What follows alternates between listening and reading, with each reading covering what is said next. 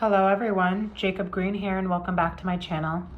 Today I'm going to be filming a video talking about how to reprogram your mind after college. Now, what do I mean by this? We grow up in a world where we're conditioned to go to school, and school is essentially where you take a list of classes. There is some sort of social element to it unless you're homeschooled. There is room for extracurriculars, and then you go home and do the rest of your business. Maybe you're a part of a team for something. Maybe you have hobbies. Maybe you have a job. It really doesn't matter. But a lot of people become lost on what they're supposed to do after college because everything you've been doing for your entire life is done.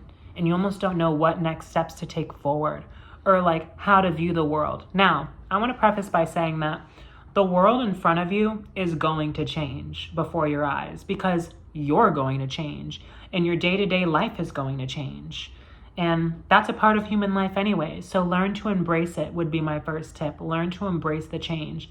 It's going to feel bittersweet. It's going to feel sentimental to no longer be in school, unless you go to a trade school, of course, but life is school.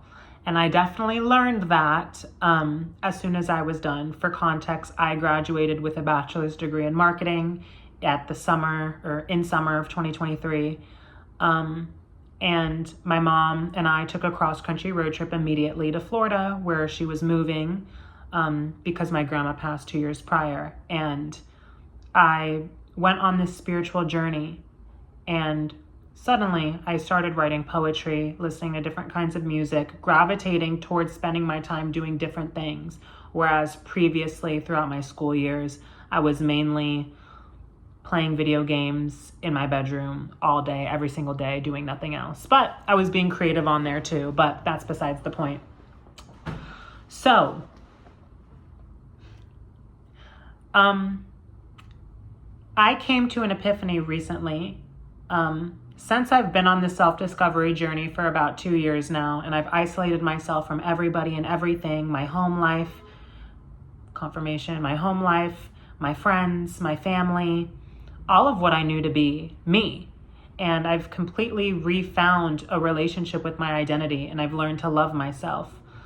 I get to this place now today where I realize that with just a simple brain game and a simple reprogramming of my mind, I can not only be productive, but still have the same amount of freedom that I've had while not doing much on paper.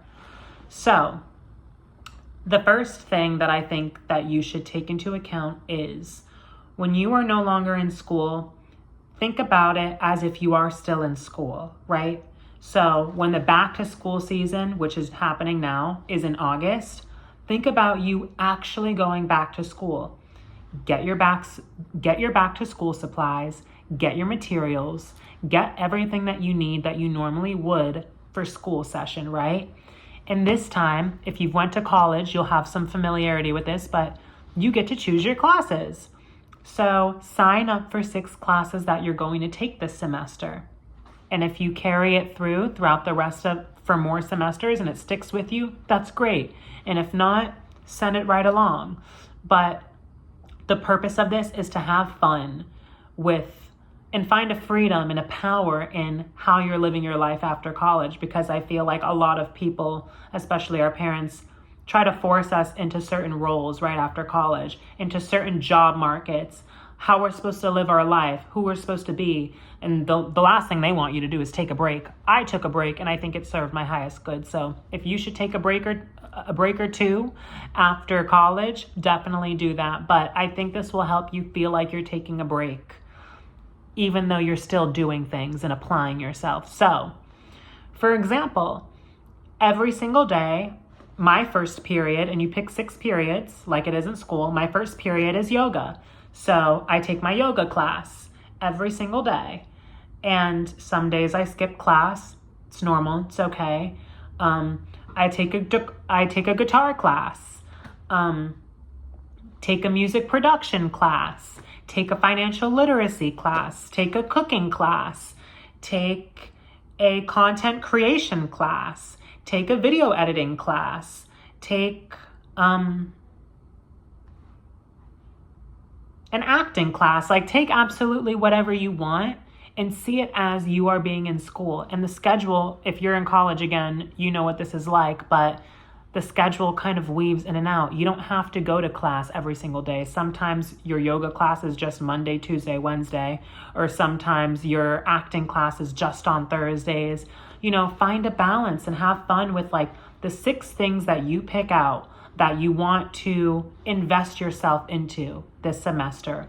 Whatever comes to mind that feels inspiring or fun. And if you really don't have any sort of ideas, pick anything. Pick random things just for the sake of picking it. Because regardless if you feel a passion for it or not immediately, that's what that break is helpful for. It helps you find your passion, your identity. However, taking 6 classes that you're not sure you're passionate about is still super, super beneficial, is it not?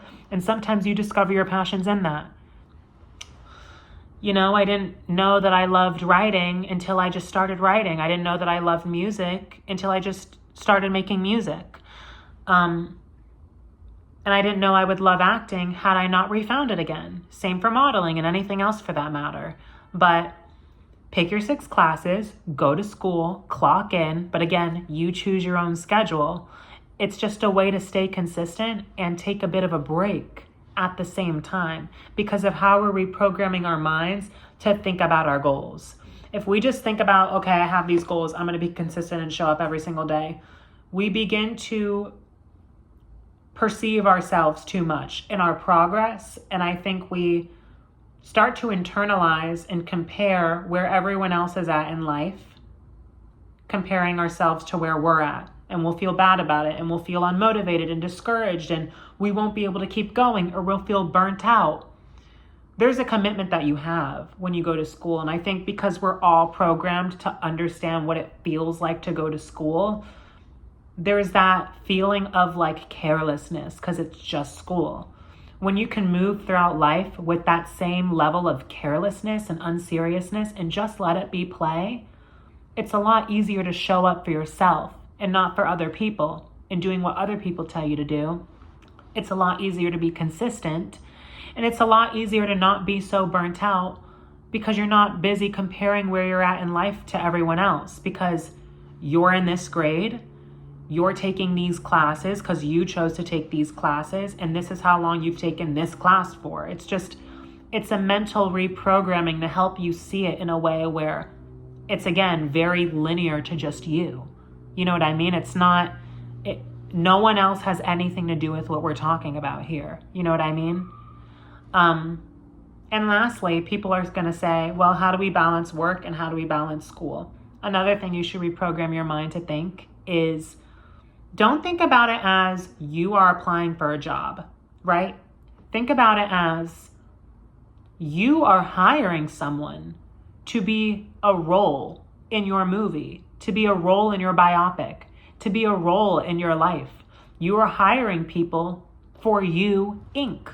And You Inc. is just the betterment of your life. It is just your life. It's your universe. You are hiring people for your world. You're hiring people to help you in a lot of ways than just money, by the way. But you're hiring people to give you energy, to give you experience for something, to give you inspiration for something. And you get to always choose that. You get to be in your power when you make these decisions. When you're on your interview, I just got back from an interview today. When you're on your interview, ask questions. See if it aligns with you. Feel if it aligns with you, because it's gonna be a feeling. If someone has you waiting around for 20 minutes before you start your interview, do you feel disrespected? Sure, then get up and walk out. Or wait a bit longer. Maybe there's something to receive by waiting. You know, you just have to put yourself into that position when you're moving throughout your life, and it helps you stay in your power. I know this is a short video. I hope if you look at life from this lens a little bit, it'll help you. Maybe even write it in your journal, write it out, put period, class, time, and date. You can leave that blank if you want to. 6 periods, write out your classes, and on your hiring list, think about who you want to hire. Do you want to hire an editor for your videos? Do you want to hire a makeup artist? Do you want to hire a corporation to pay you? Do you know what I mean? Do you want to hire a place to give you a specific experience in something? That way you can have inspiration when you're creating, or you can have a story to tell, or you can just be somewhere. Is there somewhere specific you want to be? You know, and just have fun with it. There is no right and wrong. Fate is going to guide you to where you need to be anyways. And what doesn't serve you is going to just fall away. It's going to feel super draining. But this is just a simple reprogramming tactic to help you stay focused without feeling burnt out and like you're being put to work. I hope this helps. I love you all so much. Thank you for watching. And as always, I offer private tarot readings. They are linked in my bio, jacobgreen.store. And I also have an alchemy ebook called The Alchemy of Pain to Power. It helps you navigate a spiritual awakening and a spiritual journey. It helps you reprogram all of your mental fears, wounds, traumas, and it helps you step into your power, really step into your power, and learn how to love yourself and place boundaries with other people. And if you're just looking for a good story to read, I'd highly recommend it. I love you guys so much, and I will see you in the next video. Bye.